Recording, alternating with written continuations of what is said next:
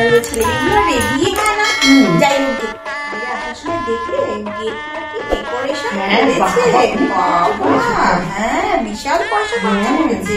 খাবারের স্টল দেখেছো, মানে এই মাথা থেকে ও মাথা। হ্যাঁ এত দেখনদারি করার কি আছে বুঝি না বাবা, আমরা কি ছেলে মেয়ের বিয়ে দিই? তারপরে লোক এসেছে দেখো, পুরো গ্রাম লোক এসেছে। তো লোক মনে যেন আর কোথাও মানুষ বাড়িতে বিয়ে হচ্ছে না। সত্যি কথা এত মানে কি বলবো, আমরা আমার ছেলে মেয়েদের বিয়ে দিই আর আমরা লোকজন খাবারে। সত্যি কথা আমরা কেমন খাবারের স্টল দিছে, চলো একটু দেখে আসি। চলো, আমি তোমার জন্য অপেক্ষা করছিলাম। কিছু খাওনি? না কিছু খাইনি, চলো দেখে টেস্টি ভালো না শুধু দেখনদারি। হ্যাঁ বেশি বলে প্যাকেট করে দিয়ে ঘরে গিয়ে রেখে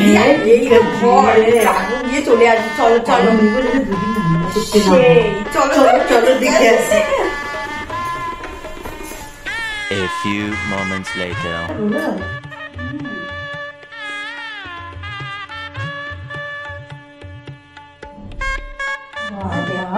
বড় বাচ্চা যাচ্ছে দেখাচ্ছি।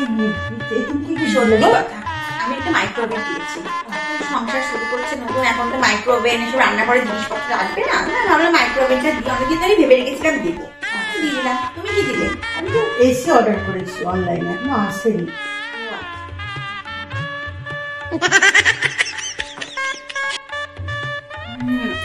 সত্যি কথা মা পাপা জিজ্ঞাসা করছে যে খাবে কত টাকা করে গিফট দিবে। তোর পাপাকে একবারে সবকিছু বলে দিতে হবে, তুই যা তো। আসলে জানি না তো, দিয়েছি তাই জন্য আর কি।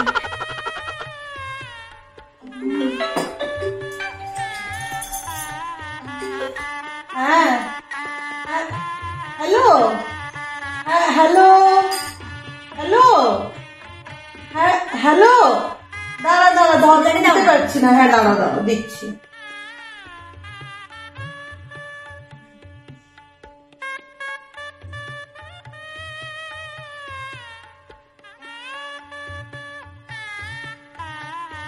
বলছি ডিনার সেটটা যে র্যাপিং করবো তার কাগজই তো তুমি নিয়ে আসোনি, তো কি করে ডিনার সেটটা র্যাপিং করবো? দেবো কি করে গিফট এবার? এই মেয়েটা, এই রাখ ফোন রাখ, পরে কথা বলছি।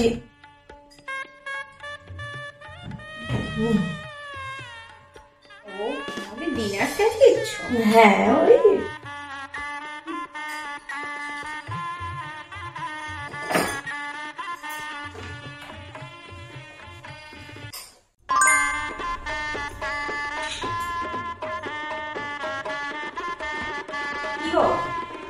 খেয়েছো? হ্যাঁ খেলাম। আমার রান্নাগুলো তো ভালো ছিল না গো। হ্যাঁ কেমন যেন মাংসগুলো শক্ত শক্ত ছিপগুলো আমার দাঁতে টুটে গেছে সব। হ্যাঁ বাবা, ফিশ ফ্রাইটা তো কাঁচা, আর সে মানে চাটনি তো নয়, তাতে জল ঢেলে দিয়েছে, চিনি তো ছিলই না। আর কি বলবো, পাতুরিটা খেয়েছো? কি নয় তো রুই, কি কাঁটা বাবা, আমি খেতেই পারিনি। আমি আমার বরকে বলেছি মাংস টাংস নিয়ে যেহেতু দুদিন রান্না করতে হবে না, এত তো লোক বলেছে, এসে কজন খেয়েছে বলো? এই সন্ধ্যে থেকে দেখলাম একটা লোকও মানে 1000 জন লোক বলেছে 200-300 জন খেয়েছে, বাকি খাবার গুলো তো নষ্ট হবে। এমন তো কিটে বলবেও তো না নিয়ে যাও। বাবাকে বলেছি আর কি বলো, আমি নিয়ে যাও। তুমি তো বলতে পারো, তুমি বলেছো রেখে দিস। ভালো হ্যাঁ, এই দেখো আমাদের বাবুটার পাশে একদম ছেলে বউটাকে মানায়। পটলের মতো, হ্যাঁ একদম শরীরটা একদম ভারী ভারী, একদম বাজে দেখতে। করবেন টাকা দিতে বলেছে, একমাত্র মেয়ে, বাপের সরকারি চাকরি, কত টাকা, বাবা মা দুজনে সরকারি চাকরি করে, মেয়ে সরকারি চাকরি করে, এদের টাকা দিতে করবে না, তার কি করবে বাবা?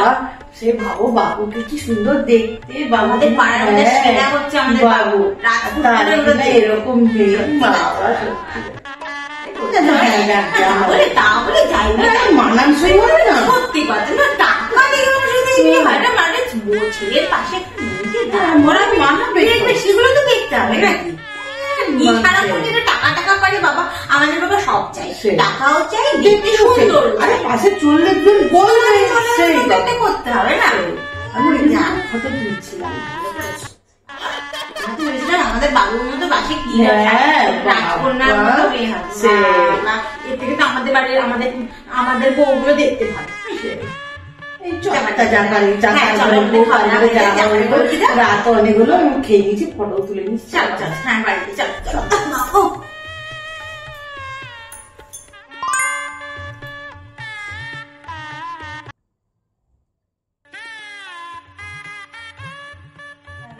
আপনাকে তো ঠিক ছিলাম না, আমি মেয়ের মাসি। ও আচ্ছা, বলছি একটা কথা বলবো আপনাকে। হ্যাঁ বলুন আপনি। আমি ও কাকিমা হই, এই পাড়াতেই থাকি। একটা কথা বলি। হ্যাঁ হ্যাঁ বলুন না বলুন। একটু গা ভর্তি গয়না থাকবে, পরে থাকবে, দেখতে কত ভালো লাগবে।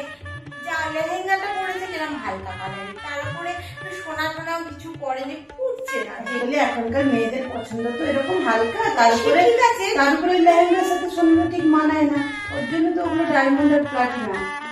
সে যতই ডায়মন্ড আর প্ল্যাটিনাম দিন না কেন, এই সোনার জিনিস না পরলে খুব একটা ভালো লাগে না। আমার আবার ছেলের যখন বিয়ে হয়েছিল, আমি তো আমার বৌমাকে সোনায় মুড়িয়ে নিয়ে এসেছিলাম, মাথা থেকে পা অব্দি, এমন কোনো জায়গা নেই যে সোনা পরাইনি। বাবা, লোকে তো দেখে তাক লেগে গেছিল বাবা। আমি আবার সোনাটা একটু বেশি প্রেফার করি, বুঝেছো? সবসময় এমনি আমার বৌমা তো সবসময় সোনা পরে ঘুরে বেড়ায়। দেখুন আমিও তোমার সোনা পরেছি, এখানে এখানে, আমি আমার কোমর বিছাও আছে না তো সোনা পরা, আমি আমার ওটা এসে একটু দেখছি, আমার একটু ভালো লাগে না। তো যাই হোক, ওই জন্য আমি এরকম দেখছিলাম যে ফাঁকা ফাঁকা লাগছে, একটু সোনার বিয়ের ব্যাপারে একটু অন্যরকম মেন্টালিটি।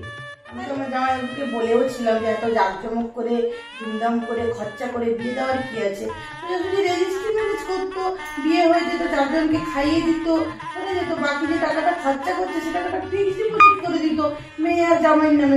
মেয়ের ইচ্ছে মতন খরচা করতো, ডায়মন্ড কেনার হলে কিনতো, সোনা কেনার হলে কিনতো, বাড়ি করার হলে করতো, ওদের ইচ্ছা। এটা আমার আপনার সাথে আমি অতটা মতের মিল হতে পারলাম না। একটা ছেলে, একটা বাড়ির একমাত্র, আপনার তো একমাত্রই মেয়ে বলুন, তো আমাদের মানে ওদের একমাত্রই ছেলে, তো তাদের একবার বিয়ে হবে, একটু ঘটা করে বিয়ে করবে না, এটা কখনো হয়? ওটা এইটা হচ্ছে বিয়ে হচ্ছে একটা মানে সামাজিক অনুষ্ঠান, আনন্দ। তো ওরা যদি আনন্দ করবে না, তা কি আনন্দ করবে? আর ওদের যদি এত ঘটা করে বিয়ে না হতো, আমরা কোথা থেকে আনন্দ করতাম বলুন তো? তো এই মেয়েটা আমার কি পোষায় না। ওই কি সবাই আজকালকার দিনে উঠেছে, এই রেজিস্ট্রি ম্যারেজ করে নিচ্ছে, কে কোথায় পালিয়ে বিয়ে করে নিচ্ছে। বাবা, একবারই তো বিয়ে করবি, একটু ঘটা করে সুন্দর করে বিয়ে করবি, তার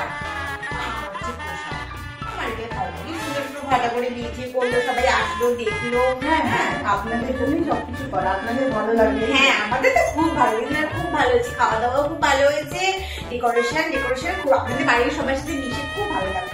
দেখলাম তো সবাইকে, আপনার সাথে মিশে খুব ভালো লাগলো। আপনার সাথে আসবেন না একদিন, এখানে আসবেন, যখন আমার বাড়ি আসবেন, ঠিক আছে? জানেন মা, আমার এই সিটি গোল্ডের হারটা দেখে সবাই ভাবছে আমি সোনা পরে এসেছি। এই সময় হারটা কিনে ভালোই করেছি বলুন, কেউ বুঝতেই পারছে না।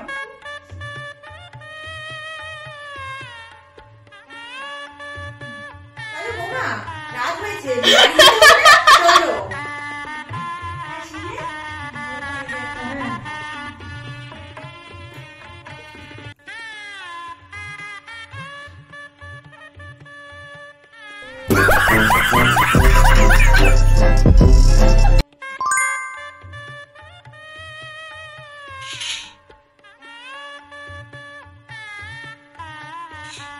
চল না, তখন থেকে তো সেলফি তুলে যাচ্ছি, অনেক তুলেছিস, চল না।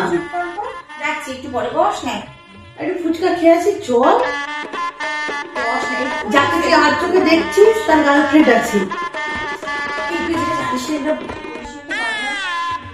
আমি জানি নেই, এক্ষুনি ঘুরছিল গার্লফ্রেন্ডের হাত ধরে, আমি দেখে এসেছি ওখানে, ওই পাশে মেয়ে বউয়ের পাশে ছিল। তা বকিস না, চল তো ফুচকা খাবো, চল একটুখানি দাঁড়াও। চল তো, চল।